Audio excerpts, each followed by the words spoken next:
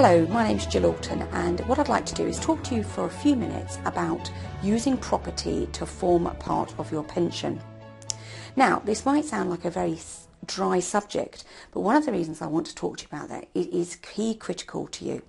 The world has changed dramatically in the last few years, and the way we save for our pension and our retirement just hasn't kept in line.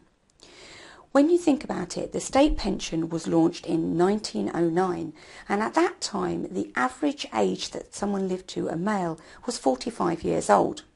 Now the average person, male, lives to just under 80 years old, and females even longer. So there is a massive number of years that you need to have income coming in your retirement. And yet we're relying on the pension form that we've set up years and years ago. Unfortunately, it just isn't performing at the moment.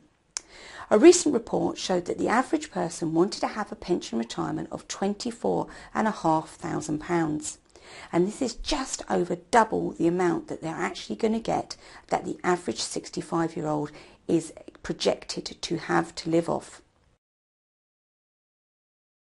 Well, there's been some major changes in the recent years in the economy, and to be honest, these have affected the people who are saving for their retirement the most. The two major things is basically the performance of the stock market, and over the last 10 years, between 2000 and 2010, the stock market has only given an average return of 7%. Now, when you put into your pension fund, your money only goes one way. It goes into the pension fund and it basically gets invested in the stock market. So obviously, if the stock market is having a tough time, your pension fund manager has to be extremely efficient at outperforming the market to get you the growth that you need. Unfortunately, this just hasn't happened at the moment, and Pension World recently said that over the last 5 years the pension funds have achieved a return of about 4.1% per year. But when you take inflation off that, that goes down to 0.7% return a year. So that is basically just not going to give you the pension pot that you need. The other major thing is that we've seen in the last few years a massive shift from final salary pensions to defined contribution pensions. Now, what does that mean for you? The very simple thing, it means it takes the risk away from the employer with the pension to you, the individual. With a final salary pension, you know what income you're going to get in retirement based on your salary. How the marketplace performs and the stock market that I've just said is irrelevant to the retirement payment that you receive. And certainly at the moment, a lot of the final salary schemes are massively in deficit because they have these massive liabilities that they need to pay out on, and yet they haven't got the money in their funds to do so. By moving people over to defined contribution schemes, or money purchase, they're often called, it means there is no more risk for the employer with these liabilities. You, the individual, pick up the cost of the marketplace performance. So, we've seen that the stock market is underperforming at the moment, and though it's had a slight rally of the last few months, it cannot make up for all the years that it's lost. But the second thing that has had a massive impact on retirement planning at the moment is annuity rates. As a country, we've had a very, very tough time with the financial crisis, the credit crunch, the recession, which we're just dipping out of.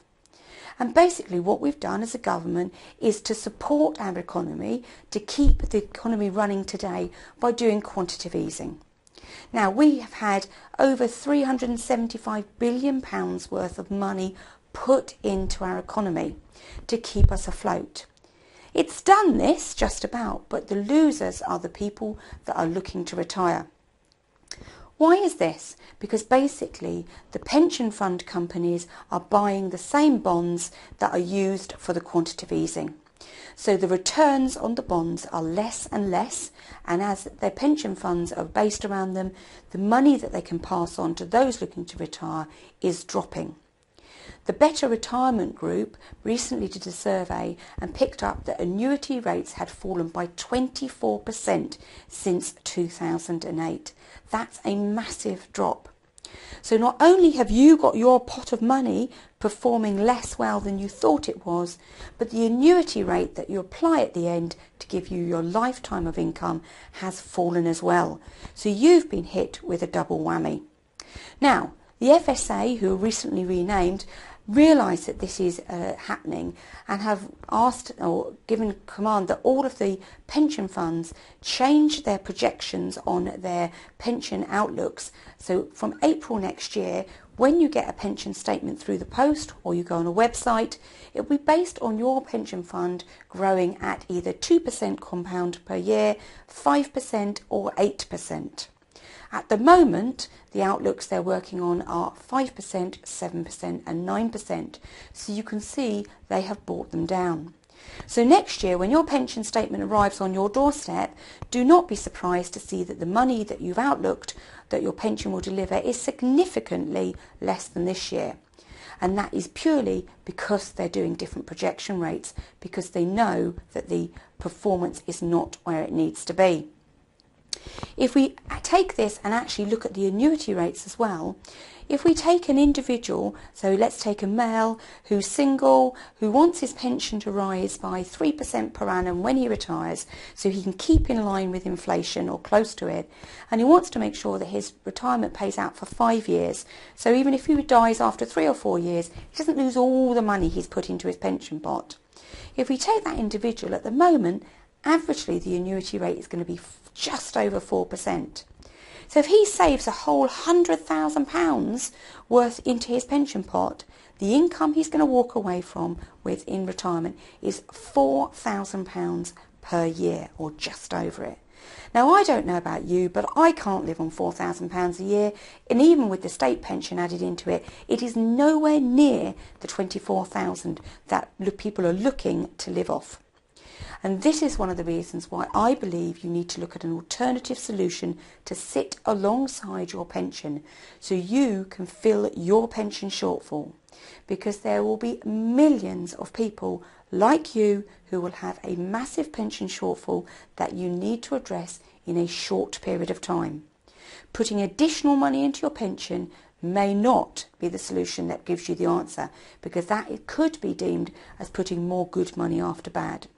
So if you'd like to come and talk to me about how you could use property to sit alongside your pension and fill your pension shortfall, please give me a call on 07783 50 66 49 or email me at gill@altonpropertypartners.co.uk.